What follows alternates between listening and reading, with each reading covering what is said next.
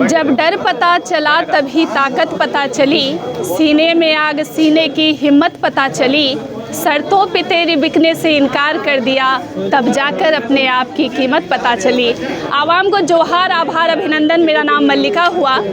आज live Indian guard की team मौजूद है गीता रानी मैरिज हॉल में, जहां डुमरी के विधायक टाइगर जयराम महतो पहुंचे हैं। आज दिन विशेष है क्योंकि टाइगर जयराम महतो का बर्थडे है। इसके अलावा रक्तदान का शिविर का आयोजन किया गया है। चलिए बात करते हैं डुमरी विधायक से। जयराम जी, स्वागत है और हैप्पी बर्थडे। जी, शुभकामनाएं और आप दोनों बहनों को शुभकामनाएं। कल महामहिम के माध्यम से मैंने देखा आपने भी गोल्ड मेडल प्राप्त किया, तो इसके लिए बहुत शुभकामनाएं आपको। जयराम जी, बर्थडे है तो बर्थडे से रिलेटेड सवाल पहला रहेगा। वो आज भी क्या वो दोस्त आपके वैसे ही मिलते जुलते हैं जो बचपन में बोला करते थे या पढ़ाई के दौरान की उनकी भाषा, बिल्कुल उनकी भाषा वही है जी। और मैंने कहा अभी हालांकि लगता है कि ऐसा, लेकिन जो दोस्त जैसा थे वैसा है, उसी भाषा का प्रयोग करते हैं जी। उसी प्रकार, उसी बोलने का टर्न वही होता है। तो स्वाभाविक है, जो शुरू से साथ रहे हैं उनका एक तरीका अलग है। दिन की शुरुआत कैसे हुई? सबसे पहले सुबह कैसे? आज नहीं, सिंपल वही, बहुत सारे लोग आए थे, कुछ लोग समस्या लेकर आए थे, कुछ लोग बधाई देने के लिए आए थे और मिला जुला शुरुआत रहा। जयराम जी, कल आप विनोद बिहारी महतो कोयलांचल विश्वविद्यालय के दूसरे दीक्षांत समारोह में जनप्रतिनिधि के तौर पर पहुंचे थे, लेकिन वो जो शैक्षणिक मंच था वहां पर राजनीतिक असंतुलन, कुछ तस्वीरें जो सामने आई, वो लोगों के सामने जो है बहुत सारे सवाल उठा रही है।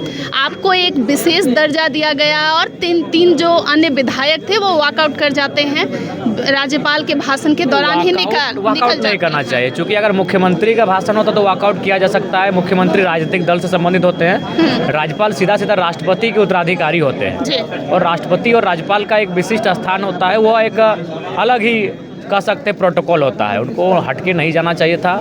और जहाँ तक बात है नाम ना लेने की, हमें लगता है केवल एक नाम ना लेने के कारण उन्हें हटके नहीं जाना चाहिए था, क्योंकि इससे पहले भी महामहिम आए थे। उस कार्यक्रम में भी लगभग धनबाद, बोकारो जिले के सभी विधायक उपस्थित थे, सबका नाम वो नहीं ले पाए जी।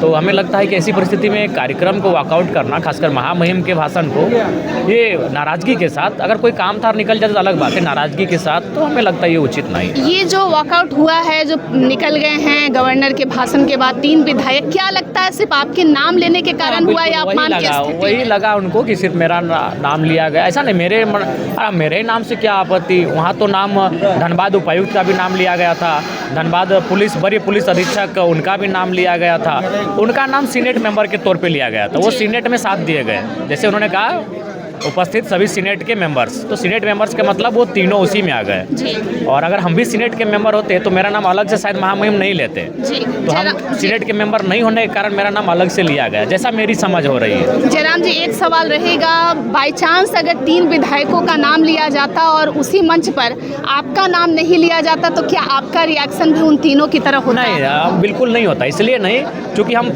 जब कार्यक्रम में गए ना, तो अपने आप को हम मतलब उस ढाल लिए थे कि आज का प्रोटोकॉल के हिसाब से अगर हमें कोई नहीं भी पूछेगा तो कार्यक्रम में रहना है, क्योंकि इसी कार्यक्रम में हम भी आपके साथ मेडल ले लेते, आप अपना ले रहे थे, हम पीएचडी वाला ले लेते, लेकिन था कि हमारा सेशन चल रहा था तो हम प्रेजेंट नहीं कर पाए, तो हम इस नाते भी गए थे माइंडसेट करके कि जो पीएचडी लेने वाले हैं वो हम एक एमएलए के रूप में नहीं, स्टूडेंट के रूप में भी वहाँ बैठे थे, तो मेरा कोई प्रतिक्रिया नहीं होता। और शुरू में ही हम प्रतिक्रिया नहीं दिए, ऐसा हमको भी शुरू में फील हुआ।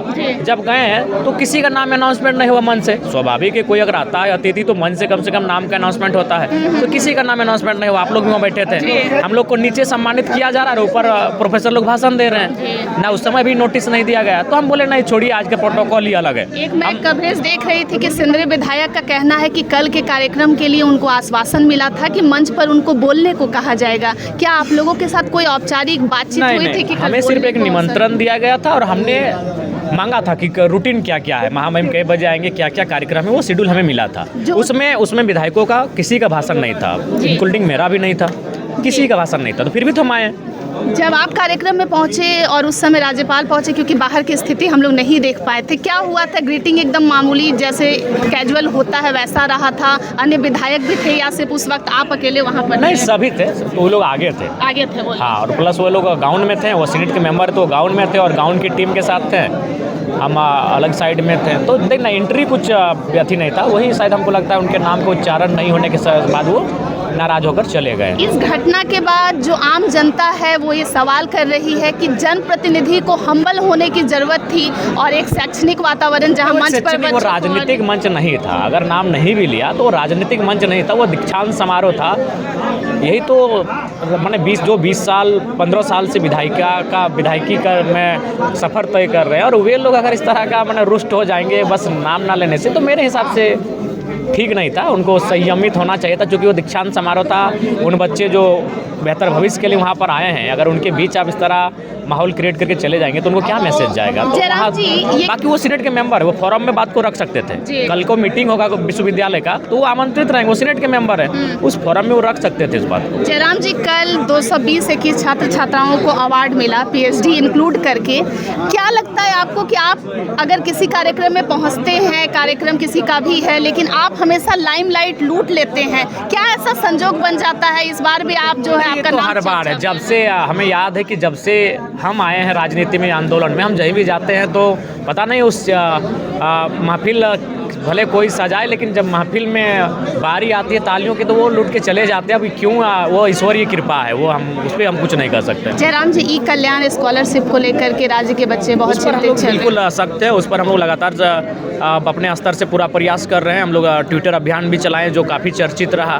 हम लोग उस पर जो मौन नहीं रहेंगे, उस पर लगातार हम लोग अपनी आंदोलन, अपनी प्रतिक्रियाएं तेज करेंगे। क्या आपको लग रहा है कि राज्य सरकार की नीयत जो है ई कल्याण स्कॉलरशिप को लेकर के सही नहीं है, वो नहीं चाहते हैं कि बच्चे जिस प्रकार से मैया सम्मान योजना पे ध्यान दी है, जो 2 साल पहले की योजना है, जिस योजना से विशेषकर वो पहले थी नहीं, लेकिन जो योजना यानी स्कॉलरशिप जो बच्चे का एक अधिकार है स्टूडेंट्स का, आप उसको नहीं दे रहे हैं, उस पर ध्यान नहीं दे रहे हैं, तो उनके मन से आपको लाखों लोग सुनते हैं जो बच्चे पढ़ाई को छोड़ करके गांव की ओर लौट रहे हैं स्कॉलरशिप के अभाव में। क्या मैसेज है उनके लिए? नहीं, उनको हम यही कहेंगे कि आप लोग मेंटली अपना जो मानसिकता है, मेंटलिटी उसे स्ट्रॉन्ग रखिए और अपना जो गोल है, एम है, उसकी ओर एकदम कटिबद्ध होकर आगे बढ़िए और मजबूती के साथ आगे बढ़िए। रास्ता कुछ ना कुछ निकलेगा। जयराम जी, एक सवाल महिलाओं से जुड़ा है। महिलाओं में खून की कमी अक्सर देखी जाती है। आज जो ब्लड डोनेशन शिविर में आप आए हैं, क्या संदेश देना चाहेंगे? उनको सबसे पहले मानते हैं, क्योंकि उनको अपना जो खान पान है उसको थोड़ा सा, जैसे हम लोग गांव देहात में बहुत सारे लोग बोलते थे कि मड़वा का रोटी, हमारा जो घरेलू खाद्य खाने का सामान है, उनमें खून का मात्रा बहुत प्रचुर होता है, तो थोड़ा सा उनको उन विषय पे ध्यान देने की आवश्यकता होगी। नए साल को लेकर के अगर कुछ कहना है, कोई प्लानिंग है, कोई रिजोल्यूशन? नहीं, विशेष कोई प्लानिंग नहीं। अब जिस एक जनप्रतिनिधि के लिए कोई प्लानिंग नहीं होती है मल्लिका जी, उनका जीवन वही सामान्य लोगों की समस्याएं, सुबह आना, उनका समाधान करने का प्रयास करना, फिर कार्यक्रमों में जाना, 1-2 कार्यक्रम अटेंड करना, यही हम लोग का दिनचर्या रहेगा। धन्यवाद। आप देख रहे हैं डुमरी विधायक जी जो हैं अब ब्लड डोनेशन के लिए रेडी